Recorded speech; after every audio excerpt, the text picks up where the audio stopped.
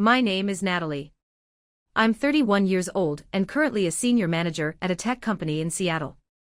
My job demands absolute focus and an unshakable will, qualities I've spent over a decade refining since the day I graduated college. I wasn't born into privilege. My parents worked hard just to keep a roof over our heads, and early on I learned that if I wanted respect, I'd have to earn it the hard way. While others were out celebrating their youth, I was spending sleepless nights hunched over textbooks in a tiny rented room, surviving on coffee and determination. Some nights, I had to choose between buying dinner or a used copy of a required course book. I always chose the book. That hunger paid off. I won a full scholarship, graduated with honors, and built my career from the ground up. Now, I hold a position many people my age are still chasing. At work, I'm the one my boss calls when a project is on the line. My colleagues describe me as decisive, reliable, and unflinching under pressure. My team even has a nickname for me, Steel Natalie. Not because I'm cold but because I'm composed, fair, and never let emotions cloud my judgment. Yet behind that armor, I'm still just a woman who wants something simple, to be loved, to be seen beyond the titles and responsibilities, to have someone's hand to hold after another draining day. I've had relationships before, but they never lasted long. Part of it was me, always busy, always prioritizing work. But part of it was them. Some men seemed to admire my ambition at first, only to grow uncomfortable with it later. One even told me bluntly, "You make me feel like less of a man." I laughed it off at the time, but later that night, sitting in front of my mirror, I couldn't help but wonder what I was doing wrong. Then came that evening in early spring, Seattle's rain still drizzling like a quiet soundtrack to the city. My close friend Ashley had been begging me for days to attend her husband's birthday party. I tried to decline. I was exhausted from back-to-back meetings, and the thought of mingling with strangers sounded unbearable. But Ashley was relentless. "Please, Nat. Just an hour. You're my bridesmaid, you can't bail on me like that." So I gave in. 1 hour, I told myself. That's where I met Ethan. He wasn't the type of man who turned heads the moment he walked into a room. He didn't try to impress anyone or dominate the conversation. But there was something about his quiet confidence, his gentle, genuine smile, that instantly put me at ease. And that was the beginning of something I never saw coming. He didn't stand out that night. He wasn't the loudest in the room, didn't talk much, and certainly didn't try to impress anyone. But when he smiled, a quiet, gentle, genuine smile, it disarmed me in a way I hadn't expected. "You're Natalie, right?" he asked, walking over as I stood alone by the balcony, a glass of wine in hand, watching the city lights blur in the drizzle. I turned, a little surprised. "How did you know?" He grinned. "Ashley told me that if I saw a beautiful woman standing alone looking like she regrets showing up, that's definitely you." I couldn't help it, I burst out laughing, really laughing, for the first time in weeks. Something about his tone, half teasing, half sincere, made me feel completely at ease. We ended up talking for hours that night. It wasn't forced, it wasn't flirtatious, it was easy. Effortless. Real. Ethan worked in HR consulting, was my age, and had his own share of failed relationships behind him. We talked about work, life, the things that had shaped us. He told me random little stories, about his college days, his favorite kind of coffee, the time he got lost in Tokyo, and I found myself sharing things I usually kept to myself. When the night ended, we exchanged numbers almost absent-mindedly. I didn't overthink it. I just felt lighter. After that evening, Ethan began reaching out regularly. Morning texts that said "hope your meeting goes well today." Occasional calls to ask how my day had been. Sometimes he'd send me short videos of dogs doing silly things, because I'd once told him I had a golden retriever as a kid. It was thoughtful in a way that felt genuine, not performative. Soon, I started looking forward to his messages. His presence had become this quiet constant in my life, a softness that balanced the hard edges of my world. After 2 months of talking, sharing meals, and learning each other's rhythms, he told me he wanted something serious.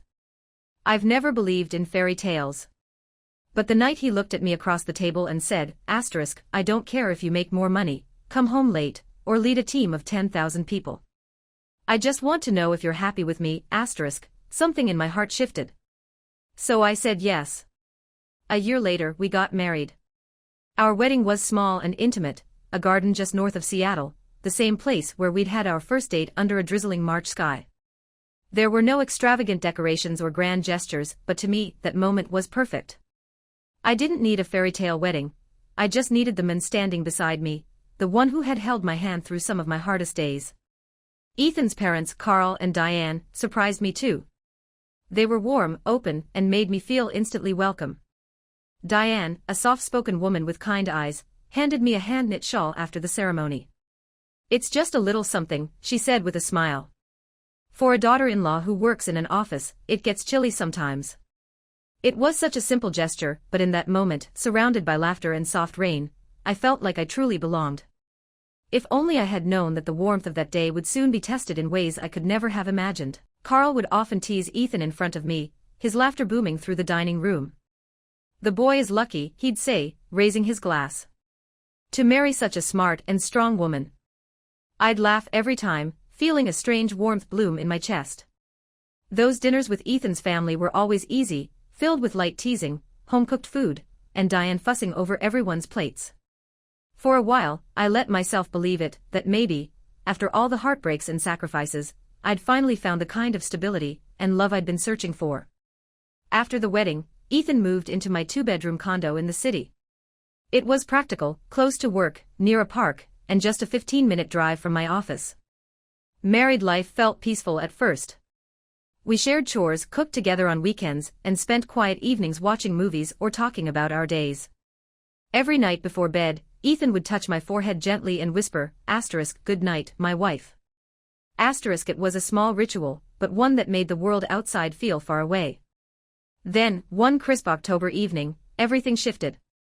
I had just come back from a client meeting in Portland, exhausted and half-starved. As I kicked off my heels and sank into the couch, Ethan appeared in the doorway, his expression serious. "There's something I want to talk to you about," he began. "It's about my parents." I looked up, instantly alert. "What's going on?" He hesitated, rubbing the back of his neck. "Their health hasn't been great. Dad's blood pressure is up again, and Mom's been a little forgetful lately. I'm really worried." I nodded slowly. "I get that. But we don't exactly live close." He paused, then spoke carefully, as if choosing every word. "I want us to move in with them. Or at least, convert their old house into a duplex." I froze. "Wait, you mean fully move in? Or just live nearby?" "Their house is big," he said quickly, almost reassuringly. "It has a backyard and a solid foundation. If we renovate, we could have our own unit, our own space, but still be close enough to take care of them. I've already talked to a friend in construction. It would cost around $100,000. I exhaled, longer than I meant to. It wasn't that I didn't understand. Family mattered. I admired how much Ethan cared about his parents. But the thought of giving up our independence, our privacy, to live right next door to my in-laws, even with a wall between us, something inside me tightened. Ethan noticed immediately. He reached for my hand. "I know what you're thinking," he said softly. "But I promise, no one's expecting you to become some traditional daughter-in-law. My parents are easygoing. They just need to know we're close." I nodded, forcing a small smile. But deep down, a quiet unease had already begun to stir, an unease I couldn't quite name yet. Because sometimes, change doesn't arrive with storms or arguments. Sometimes, it begins quietly, with a single conversation that sounds perfectly reasonable. "They really like you," Ethan said one night, his tone soft, almost hopeful. I didn't respond right away. I just nodded slightly, feeling the weight of his words settle somewhere deep inside me. I told him I needed time to think. And for the next week, I carried that question, should we move in with them, around like a small pebble in my shoe. Barely noticeable to anyone else but impossible for me to ignore. Finally, one Friday night after dinner with his parents, I looked across the table at Ethan and said quietly, "Okay. Let's do it." I blinked. "Wait, what?" He reached for my hand, his expression pleading. "My parents are going through some financial trouble right now. It's temporary. I'll pay you back, I promise. Over time." I sat up straighter, the air suddenly thick between us. "So, I'm covering everything. Not everything, he said quickly. Just helping for now. I didn't argue. I didn't raise my voice or demand answers. I just nodded slowly, closed the budget file, and sat in silence. But inside me, something shifted. A door I didn't even know existed creaked open, quietly, almost imperceptibly. And behind it wasn't light. What I didn't realize then was that this was the moment, the exact moment, when everything I thought I knew about love, trust, and partnership would begin to unravel. I'd always believed in the word family, in the idea that love meant showing up, helping each other, standing strong when things got hard. But that belief was about to be tested in ways I could never have anticipated. One weekend evening, as the renovation plans neared completion, and the workers had already begun laying the foundation, I decided it was time to go over the financials with Ethan in detail. Up to that point, I had fronted nearly everything, the design fees, the construction deposits, even the down payments for materials. I wasn't someone who obsessed over money, but I valued clarity. Transparency. Ethan, I said, taking a seat beside him at the dining table, can you show me the total costs and the budget breakdown? I just want to keep track of everything I've paid so far. He looked at me, rubbed the back of his neck, and hesitated. Yeah. I'll check. But Natalie, there's something I should probably tell you first. Something in his tone made my heart slow, as if the air in the room had suddenly turned colder. He exhaled. My parents, they're actually in some debt. I frowned. Debt? How much are we talking about? It's not massive, he began carefully, but it's significant. Around 140,000. I almost dropped the glass in my hand. I'm sorry, what? He avoided my eyes. Dad invested in a coffee shop chain a while back. It didn't work out. Then he took another loan to cover the first one, and it just snowballed. They've been trying to stay afloat, but it's gotten worse. For a long moment, I couldn't speak. My mind was spinning, calculating, connecting dots, recalling every payment I'd already made. $85,000. That's how much I'd already invested into the renovation. And now this. I drew a slow breath. Ethan, when were you planning to tell me? I wasn't trying to hide it, he said quickly, eyes full of guilt. I just thought I could handle it myself. But now, it's too much. If we don't do something soon, they might lose the house. The house. The house, the one I was already paying to rebuild. I sat back, numb, a dozen what-ifs colliding in my head. This wasn't just about money. It was about trust. Finally, I asked quietly, what do you want me to do? Ethan reached for my hand, his voice trembling just slightly. I know this is a lot to ask, but can you help my parents? You're the only one who can save them right now. I stared at him, trying to read his face, to see if there was still the man I once trusted completely. And you'll pay me back? I asked, almost mechanically. I will, he said, his grip tightening around my fingers. I promise. I forced a faint smile, not out of happiness, but because in that moment, I didn't know what else to do. It's strange how betrayal doesn't always come crashing in with lies or shouting. Sometimes it arrives quietly, wrapped in the language of love and family, until you realize that what you thought was a partnership has slowly become a transaction. I realized, slowly and painfully, that I wasn't just a wife anymore, I was becoming a financial solution. But I still loved Ethan. Or at least, I thought I did. So when he looked at me with those pleading eyes, asking for help one last time, I said yes. I pulled $70,000 from my savings and transferred it to cover the bulk of his parents' debt. The remaining $70,000 I divided into monthly payments, $5,000 each, carefully documenting every transaction, every receipt.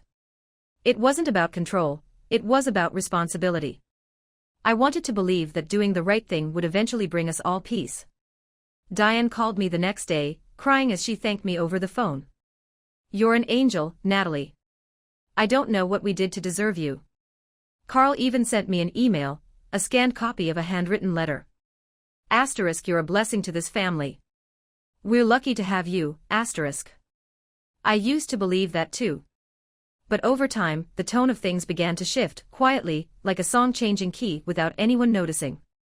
Ethan stopped contributing financially altogether. The "I'll pay you back" never happened. Whenever I asked about it, there was always a reason, a delayed paycheck, a project tied up, a client who hadn't cleared his invoice yet. Once I suggested we sit down and go over our finances together. "Can you show me your pay stub?" I asked gently. "It'll help us rebalance the budget." He snapped. "You don't trust me, do you? Why does it always come back to money with you, Natalie?" I didn't answer. I was too tired to argue. And so I kept paying. Month after month. A year later, after making the 13th payment, Diane called me one bright morning, her voice cheerful as ever. "You're amazing, sweetheart. Just one more year to go. Honestly, if it weren't for you, we'd be out on the street." I hesitated. "How much is left now?" "Just around 25,000, she replied, her tone casual. "You really are this family's savior." I hung up and stared at the wall for a long time. 13 months. Nearly $120,000, no written agreement. No legal paperwork. Just trust. And love. That evening, something strange happened. My last meeting of the day got cancelled, so I came home earlier than usual. As I approached the front door, I heard laughter from inside, the kind of relaxed, unguarded laughter that only happens when people think they're alone. I stalked just outside the living room, frozen. Carl's voice was the first I heard. "Got to hand it to Ethan," he said between chuckles. He found himself a wife who not only brings in the money but knows her place. Diane chimed in, her tone light but cutting. "Well, the debt's almost gone, and the house looks perfect. That girl's a diamond in the rough." Then Ethan's voice. Calm. Almost amused. "Yeah, but once it's all done, maybe I should cut her loose.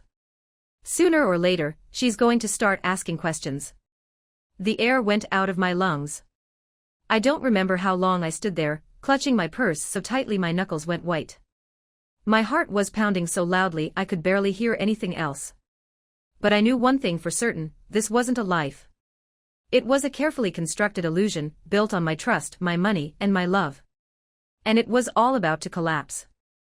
I wasn't building a life anymore. I was being built into one, a carefully orchestrated plan that had been set in motion long before I ever said I do. From that night onward, something in me changed. I was no longer the Natalie who laughed at family dinners, or believed that love could be mended with patience and silent forgiveness. I didn't scream. I didn't confront. I simply went quiet, calm on the surface, while underneath, a storm began to form. I kept paying on time, without reminders, $5,000 every month from my savings and salary to cover the supposed family debt. On top of that came the endless renovation expenses, trickling in like an unrelenting chorus I couldn't turn off, tile invoices, painter fees, new window installations for the shared living space, all billed to me. And through it all, Ethan's demeanor never changed. Every evening, he'd come home smiling, asking what I wanted for dinner. Sometimes he'd hug me from behind while I cooked, rest his chin on my shoulder, and whisper, "Thank you, Natalie. I know you're doing so much for this family." I'd nod, maybe smile faintly. But inside, there was nothing. No warmth. No connection. Just the hollow sound of a heart that had finally gone quiet. Then one Saturday afternoon, while Ethan was watching football with Carl in the living room, I decided to look for answers. I opened my laptop and began going through every digital record I could find, bank statements, shared folders, old emails, searching for any trace of Ethan's income. That's when I realized something shocking. In all the time we'd been married, I had never once seen a single pay stub from him. Not one. The last time I'd asked, he'd put down his coffee cup and sighed in irritation. "Why do you think I'm hiding something? You already know I don't make much. Are you accusing me now?" Back then, I'd let it go, convincing myself it wasn't worth another argument. But now, I knew. My gut had been right all along. Something was deeply wrong. Still, without proof, I stayed silent. I kept contributing, kept paying the bills, kept pretending everything was fine. By that point, I had poured more than $110,000 into that house, and into his family, nearly everything I had saved over 6 years of hard work. And yet, somehow, Ethan never seemed short on money. He always had something new, limited edition sneakers, the latest smartphone, a weekend fishing trip complete with brand new gear. Every time I saw another delivery at the door, another box with his name on it, the storm inside me grew louder. Because by then, I wasn't just losing money. I was losing myself. I didn't know where Ethan was getting his money from, but I knew one thing for certain, it wasn't from me. One evening, as he scrolled lazily through his phone, I asked softly, "Could you be more transparent about our finances? It would help if we managed things together. Right now, it feels like I'm covering everything." He paused, eyes still on the screen, then finally said, "You're doing it because you're good at it, not because I asked you to. If it feels like too much, then don't do it. I'm not forcing you." I smiled faintly, the kind of dry, hollow smile only a woman who realizes she's being used can manage. It wasn't loud or angry. It was quiet, knowing. The kind of smile that comes after naivety dies. I never asked again after that. But I started to prepare. I stopped sharing account numbers, passwords, or bank details. I began keeping records, meticulous, detailed records. Every transfer, every invoice, every payment toward their so-called family debt. Every message Ethan sent asking me to just help one more time. I didn't yet know what I'd use it for. But I knew I would. One day. Meanwhile, my in-laws continued to act as though I were their beloved savior. Diane still called me the little angel of the family, still brought over homemade apple pie on Sundays, still hugged me like I was part of some precious inner circle. But I knew better. They didn't know I had overheard that night, their voices slicing through the living room air, laughing about the woman who earned money like water, and how, once the house is done, it'll be easy to cut her loose. Those words echoed in my mind every time I opened my wallet. Every time I signed a check. Every time Ethan looked at me with that same practiced smile. He still thought I believed in him. And I let him think so. Because I'd learned something powerful, something no amount of heartbreak could erase. A strong woman doesn't need to scream to prove her strength. Sometimes silence is the sharpest weapon of all. I didn't know exactly when this would end. But I knew one thing for certain. The next time I spent money, it wouldn't be to pay off someone else's debt. It would be to buy back my freedom. It was one of those gray, rain-soaked Wednesday afternoons that only Seattle could conjure, where the sky hangs low and the air smells faintly of wet pavement and coffee. I'd just wrapped up an unexpected meeting with our Korean partners and decided to head home 3 hours earlier than planned. On the way, I thought I'd stop by my favorite bakery for some chestnut cookies, Ethan loved those, and maybe cook him dinner. It had been a while since I'd done that. Work had taken most of my evenings lately and maybe, I thought, a quiet dinner could bring back a little of what we'd lost. But as I turned into our street, something felt off. Carl's silver SUV sat neatly in our garage. Odd. It wasn't Sunday, they only ever visited on Sundays. I parked a little down the street and walked up quietly, rain still dripping from my coat and hair. I unlocked the front door and stepped inside without turning on the hallway light. The faint smell of rosemary and something roasted drifted through the air. Then, voices. Laughter. It came from the living room. "That girl really is a gold mine," Diane's voice rang out, sharp and glittering like shattered glass. Carl chuckled. "Remember the first time we met Natalie? I couldn't believe she'd be that easy to reel in." My chest tightened. Ethan's voice followed, smooth and casual. "It's simple. Just act like you care. Say a few sweet things. Women like her, they put up walls, act strong, but deep down they just want to feel loved. Am I right?" "Totally," a woman's unfamiliar voice chimed in, light, amused. "I'm still shocked she bought into it so easily. This house is practically hers now. Most of the debt's paid. Just stretch it out a few more months and it's done." I froze. The air thickened, heavy and still. I could hear my own heartbeat pulsing in my ears, feel the strap of my bag digging into my palm. My knuckles went white from how tightly I held it. Then, without a sound, I turned around and walked out. Out of the house. Out of that life. The rain hit my face like tiny needles, but I didn't care. My only thought was to get away before they heard me. That night, I texted Ethan, had to stay at a hotel, international clients in town.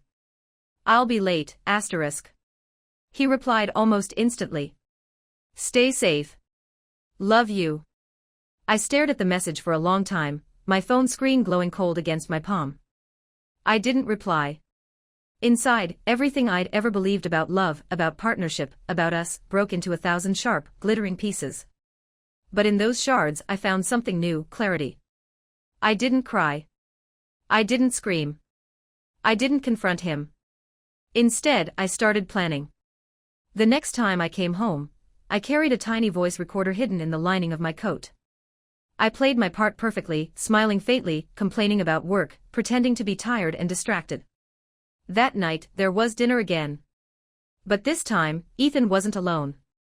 A new woman sat at the table, laughing softly, introduced as a business associate. And as I sipped my wine, pretending not to notice the way his hand brushed hers beneath the table, the recorder inside my pocket quietly captured every word, every laugh, every piece of the truth that would soon become my weapon. I smiled, poured the wine, and made small talk, every gesture perfectly measured, warm enough to seem real, distant enough to keep my guard intact. But beneath that calm exterior, I was collecting evidence with surgical precision.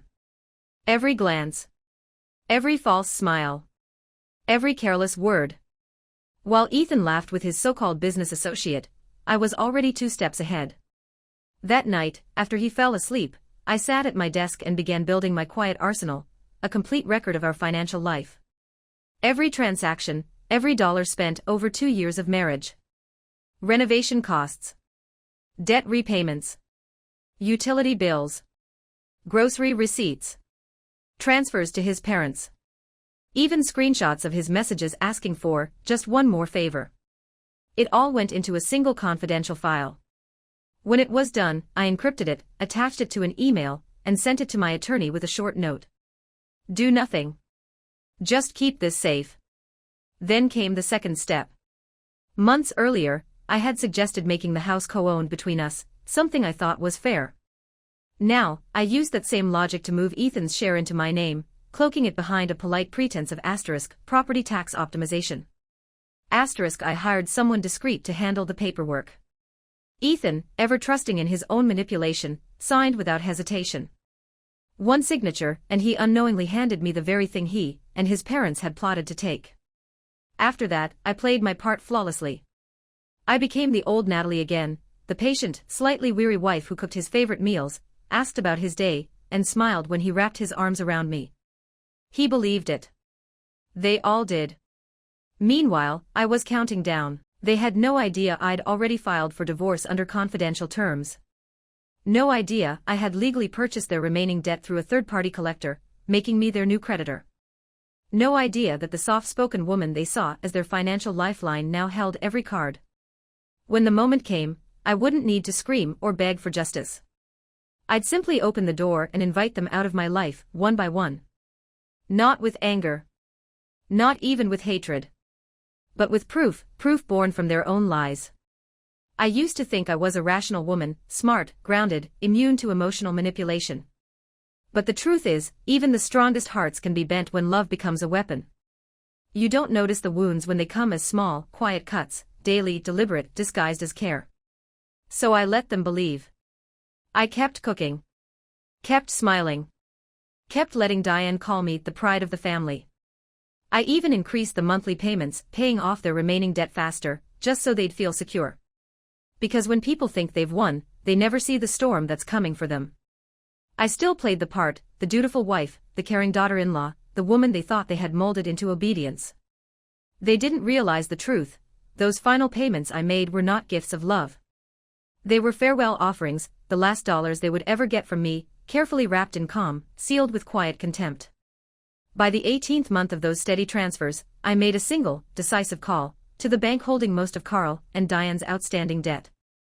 As the original guarantor, I offered to settle the remaining balance in one lump sum, on one condition: the debt note would be reassigned entirely to me. They agreed instantly. Why wouldn't they? To them, I was just another dutiful wife paying off her in-laws' misfortunes. But in reality, from that moment forward, I, Natalie Parker, became the official holder of Carl and Diane's debt. Their creditor. Their silent reckoning. A week later, I finalized the second phase.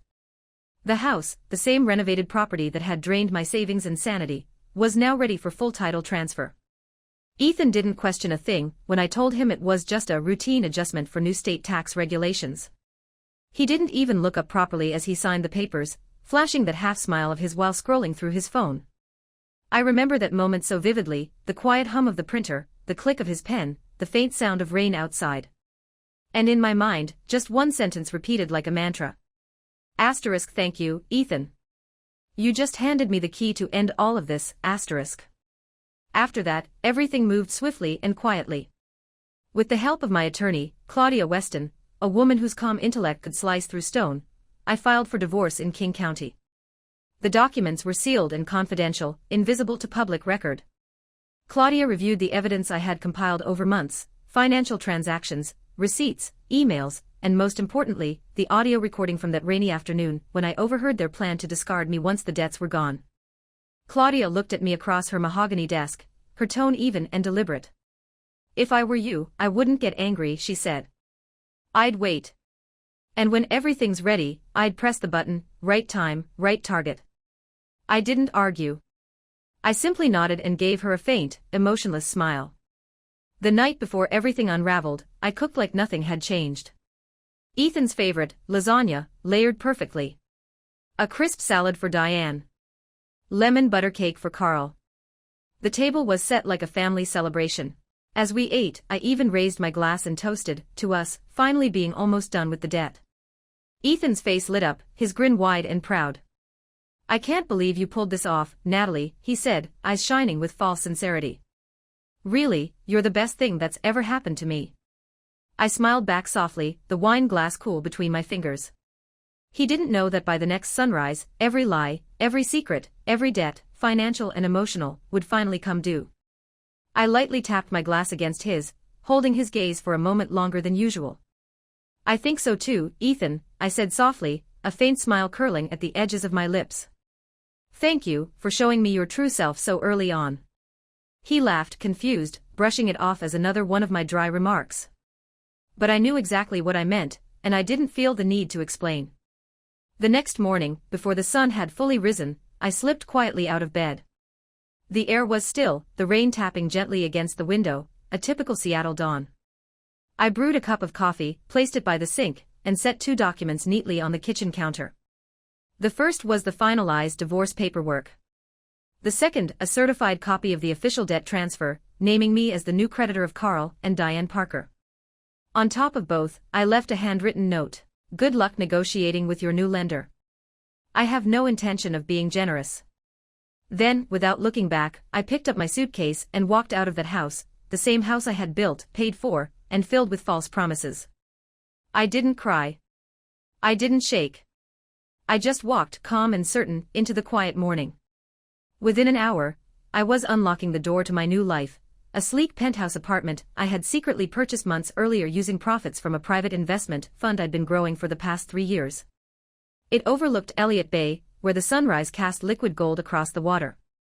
Each morning after, I'd stand by that window and remind myself. Asterisk, peace isn't something you're given. It's something you take back with your own hands, asterisk.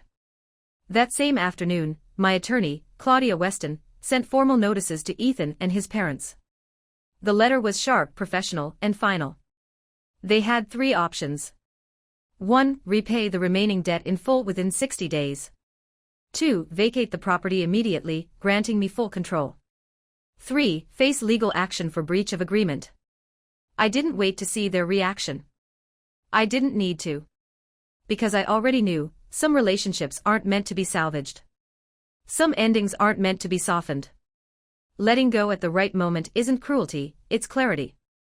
And as I watched the rain blur the skyline, I realized something I should have known long ago. Sometimes, forgiveness isn't noble.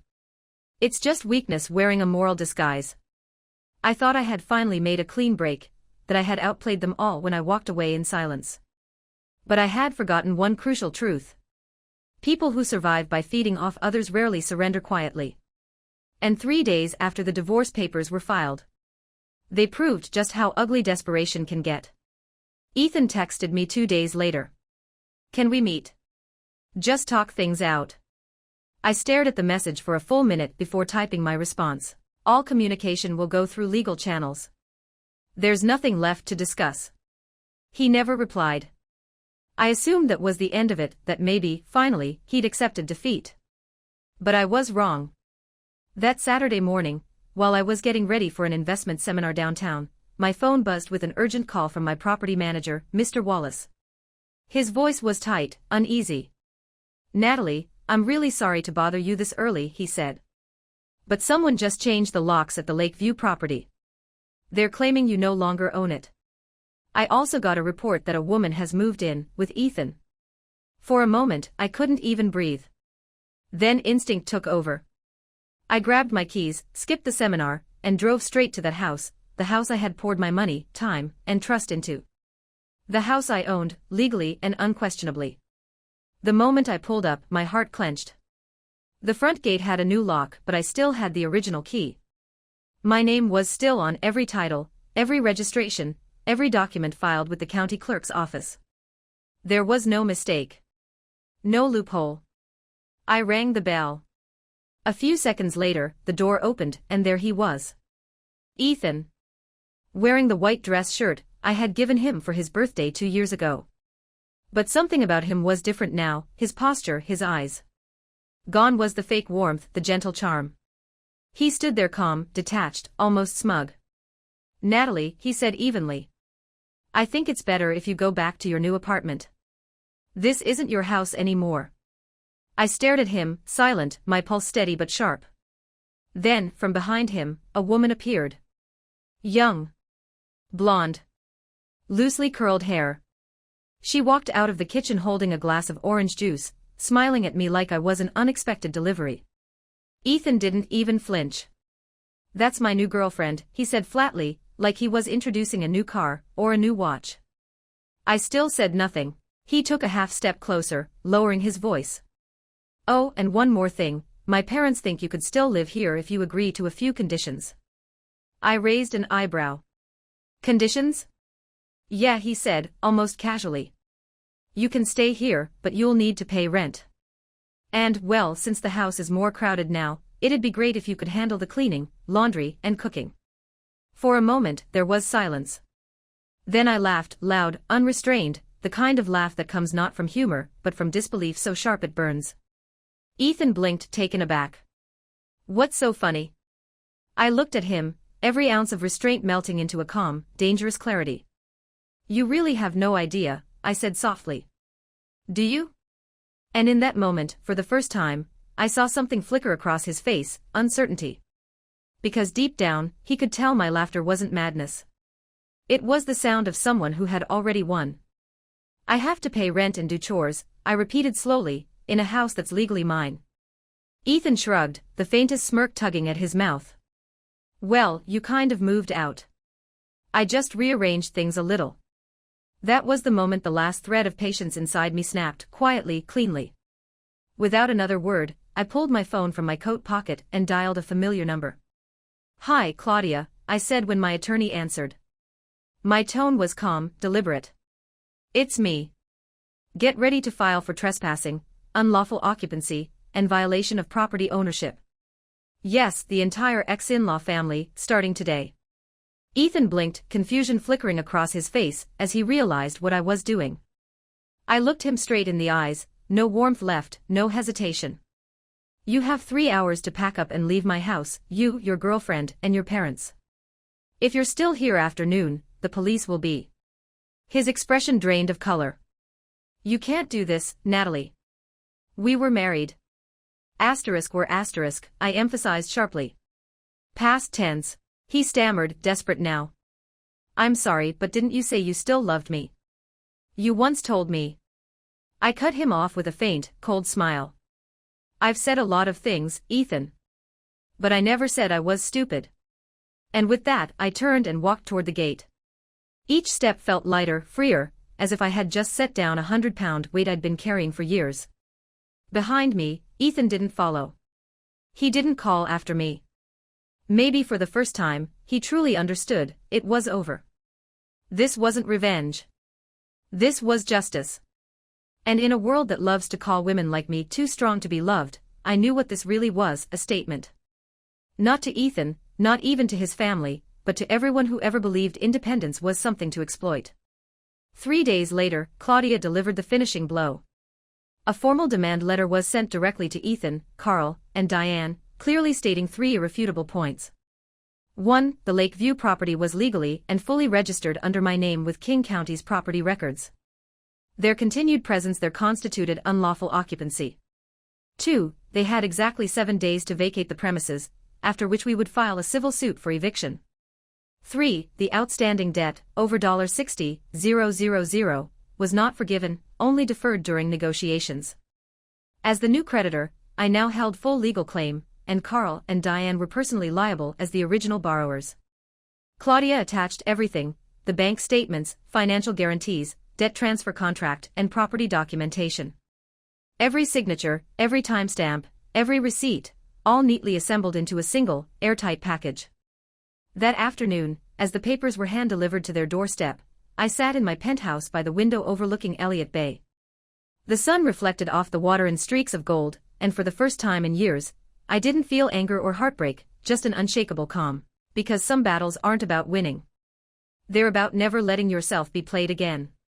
Ethan called me 5 times that evening. I didn't answer. The 6th attempt came as a text message. Asterisk, I know you're angry, but we can work this out without turning it into a war. Asterisk. I stared at the words for a long second before typing my reply. Asterisk, let your lawyer talk to mine. Asterisk. That was the last message I ever sent him directly. The next morning, Claudia and I filed a civil suit against Ethan and his new girlfriend, the same blonde woman I'd seen sipping orange juice in my kitchen, for adultery and breach of marital ethics. While Washington law doesn't treat adultery as a criminal offense, it does allow financial claims when evidence shows emotional or financial harm. And I had more than enough of both. We compiled everything: audio recordings, text messages, financial transactions, photographs, and even a statement from a delivery driver who confirmed seeing her at the house during the weeks I was away on business trips. Every detail was meticulously logged, verified, and time-stamped.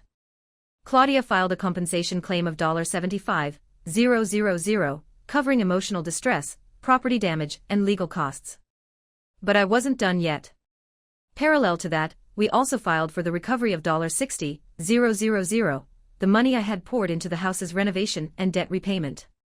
I backed it with proof, signed transfer receipts, official bank statements, and a handwritten IOU Ethan had begged me to sign when he first asked for help. By the time the paperwork was finalized, they were cornered. What used to be a web of charm and manipulation had unraveled into a trail of evidence, cold, undeniable, and damning. At the first mediation hearing, Ethan finally appeared. Gone was the self-assured smirk, the easy arrogance he used to wear like cologne. His face was pale, his posture strained. He looked like a man who had finally realized that the game was over. He took a deep breath, eyes flickering between me and Claudia before finally speaking. "Natalie. I know I messed up.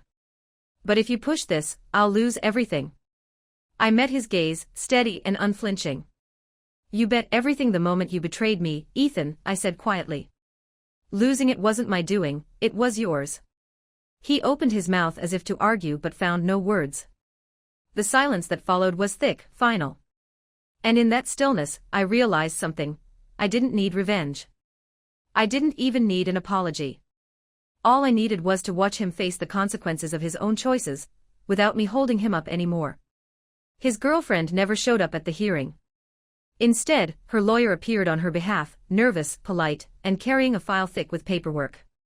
He handed Claudia a settlement offer. She was willing to pay a portion of the damages if her name remained confidential in all court records. I accepted. Not because I forgave her, but because I understood something she didn't. The sharpest blow doesn't come from shouting, it comes from silence. And I wasn't done playing my endgame. As for my ex-in-laws, they reacted exactly as I'd expected. After receiving the formal demand letter, my phone rang. First Diane, then Carl, both crying, pleading, weaving themselves into a story of self-pity. "Natalie, you were once our daughter-in-law," Carl choked out. "Do you really want to destroy this family?"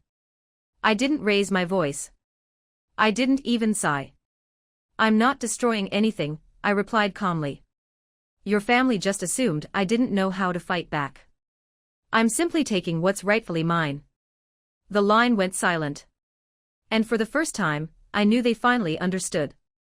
People like them don't learn through empathy or reason. They only learn through loss. But I wasn't waiting for them to change. I didn't need them to. My life had already moved forward into a new chapter, one where I held the wheel, and no one would ever take it from me again. Ethan, his girlfriend, and his parents had become nothing more than background characters in a story I had already erased from my shelves.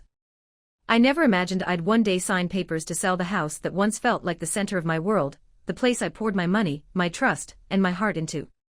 But I had finally learned the hardest truth. No matter how beautiful a house may look, it's just for walls if all it holds are lies and manipulation. The Lakeview property was reappraised after renovations, and with Seattle's real estate market booming, I received an offer within a month. A young couple, bright-eyed, newly married, fell in love with the dual-layout kitchen I had designed from scratch. Their offer? $200,000, exactly what I'd hoped for. After clearing all renovation expenses and prior financial settlements, I walked away with a net profit of over $40,000.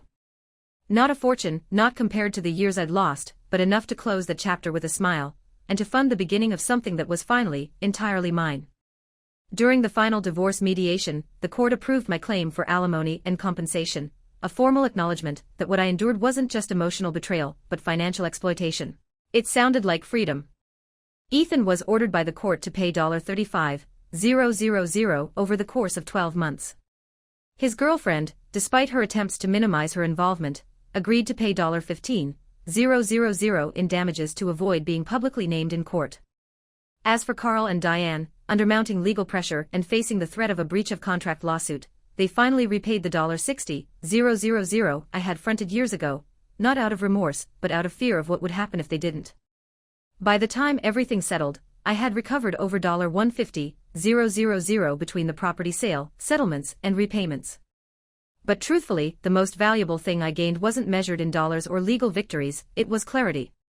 After the storm, I started taking my finances and future more seriously than ever before. I used to believe that saving money was enough, that being responsible meant setting something aside just in case. But I learned that modern women need more than stability, we need strategy. So I enrolled in a personal wealth management course, hired an independent financial advisor, and began studying markets, learning to read trends not with emotion but with logic. Each lesson replaced old pain with new confidence. The fear that once kept me dependent began to fade, replaced by something steady, empowering, and entirely my own. One crisp autumn afternoon, I stood on the balcony of my new apartment overlooking the Seattle waterfront. The sun dipped low, spilling gold across the water like honey, and it struck me. I was finally living the life the old Natalie once dreamed of but never believed she deserved. I no longer kept in touch with Ethan. I didn't care whether he and that woman were still together. That chapter was over, not torn out, not denied, just closed. The story had served its purpose, and I had moved on to write my own. My parents, who once couldn't understand why I'd chosen someone like Ethan, are now closer to me than ever. They never said, "You were right," but when my mother visited my new home, the pride in her eyes said enough. My father, quiet, thoughtful, just placed a hand on my shoulder and said softly, "You're stronger than I ever imagined." And I smiled because I already knew. I'm no longer the Natalie who thought love meant sacrifice, or that loyalty meant silence. I'm Natalie, the woman once seen as easy to use because she loved too deeply, but who learned to love herself more than anyone else ever could. I haven't shut the world out. I've simply learned to be selective, not out of fear but out of respect for my peace. Because not everyone who gets close comes to lift you up, some only come to take what they can. And if you ask me whether I regret loving Ethan, my answer is simple, no. Without him, I wouldn't have discovered the edges of my strength. I wouldn't have learned how far I could go once I let go.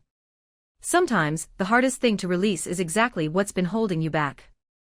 But once you do, you don't just survive, you thrive. Natalie's story is a quiet, powerful reminder that love doesn't always return loyalty, but when you learn to love wisely, especially yourself, you rise from the pain not broken but reborn. She didn't just reclaim justice, she reclaimed herself. She turned betrayal into balance, heartbreak into empowerment, and loss into freedom. Because letting go at the right moment isn't weakness. It's the first step to true freedom. So, what do you think? Did Natalie make the right choice by finally standing up for her worth?